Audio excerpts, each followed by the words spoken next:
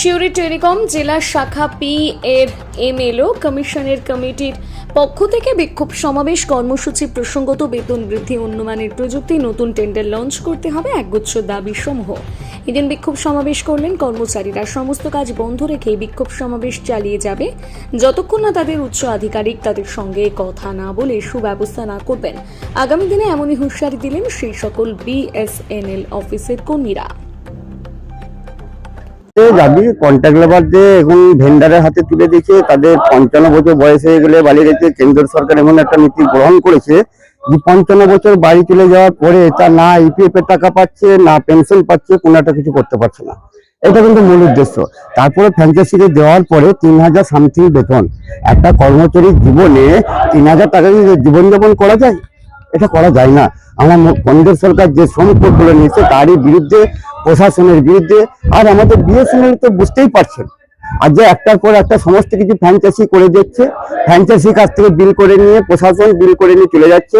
আখেরে যে কটাই কন্ট্রাক্টর কর্মচারী, কন্ট্রাক্ট লেবার কর্মচারী যেগুলো আছে, ক্যাজুয়াল কর্মচারী যারা আছে, তারাই আলটিমেটলি কাজ করছে এবং আখেরে মাঝের থেকে ভেন্ডাররা পয়সা নিয়ে চলে যেতে। এই জিএমআই পলিসি, আমাদের লোকাল এসডির পলিসি, ওনারা এগুলো করছে। ভেন্ডারের সঙ্গে সমঝোতা হয়ে কাজ করছে। আমরা চাইছি যে আমাদের ন্যূনতম মজুরির লেবার অ্যাক্ট অনুযায়ী যেটা হয় সেটা কন্ট্রাক্ট লেবারের টেন্ডার করা হোক। এটা আমরা চাইছি সময় মতো সঠিক পরিষেবাটা দেওয়া যাক। আর যে জনগণের পরিষেবা, জনগণের গ্রাম উন্নত পরিষেবা দেওয়া যাক। আর যে প্রশাসন যে ধরনের কারবার করছে, কেন্দ্র সরকার কি অন্যান্য প্রাইভেট সংস্থাগুলো 4G 5G লঞ্চ হয়ে গেল, আর যে বিএসএনএল এখনো পর্যন্ত 4G 5G লঞ্চ হলো না। একটা সরকারি সংস্থা, একটা রাষ্ট্রায়ত্ত সংস্থা, যেটা কেন্দ্র সরকার, পুরোটাই কেন্দ্র সরকারের। আর যারা প্রাইভেট ব্যবসা করছে তারা তো নিজের স্বার্থে ব্যবসা করছে, তারা কতখানি পরিষেবা দিচ্ছে। আজকে আপনার উন্নতির প্রমাণ বুঝতে পারছেন।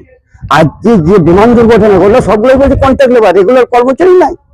এরকম প্রত্যেক সেক্টর যে রেলে, আর যে প্রাইভেট সংস্থায়, আর যে রাষ্ট্রায়ত্ত সংস্থায়, ব্যাংক, বিমা, সমস্ত সব জায়গাতে আজকে বেসরকারি সংস্থা করে দিয়ে আজকে ভারতবর্ষের জনগণের সংস্থাকে তুলে, জনগণের হাতিয়ারকে বিদেশের হাতে তুলে দিয়ে করছে। আমাদের দাবি না হলে এরপরে আমরা বিয়ে হচ্ছে আসাম, বর্ধমান, দুর্গাপুর, বীরভূম, একটা বিয়ে এরিয়া আমরা বিয়েগতভাবে আমরা সবাইকে নিয়ে জমায়েত করব। সেটা আমরা আরো মিডিয়াকে বলবো, আরো সার্কেলকে বলবো, আমরা কলকাতা ওয়েস্ট বেঙ্গল সার্কেলকে বলবো, আমরা অল ইন্ডিয়ায় খবর দেবো, কর্পোরেটে খবর বলবো। আমরা এই লড়াই চালিয়ে যাব আমাদের সমাধান না হওয়া পর্যন্ত। উচ্চ আধিকারে শুনে ওনারা হচ্ছে এখন কর্পোরেটের আইনটাই ফলো করবে তারা, কিন্তু শোষণ, বঞ্চনা, লাঞ্ছনা যে কর্মচারী তাদের কথা তারা ভাবে না। অর্থাৎ সেই বিরুদ্ধে আমাদের লড়াই। আমাদের হয়েছে প্রায় 2 বছর ধরে, মিনিমাম 2 বছর ধরে কন্ট্রাক্ট লেবার 3000 সামথিং বেতন পায়। আপনারা বলুন মিডিয়া, আমি চাইছি মিডিয়ারা জানুক, মিডিয়ার কাছে যাক, 3000 টাকা বেতনে তার জীবনযাপন চলে, কর্পোরেটের কাছে যাক। আমরা চাই প্রধানমন্ত্রী দপ্তরে যাক, আমরা যাই পার্লামেন্টে যাক, আমরা চাই সংসদে উঠুক কথা 3000 টাকা বেতন।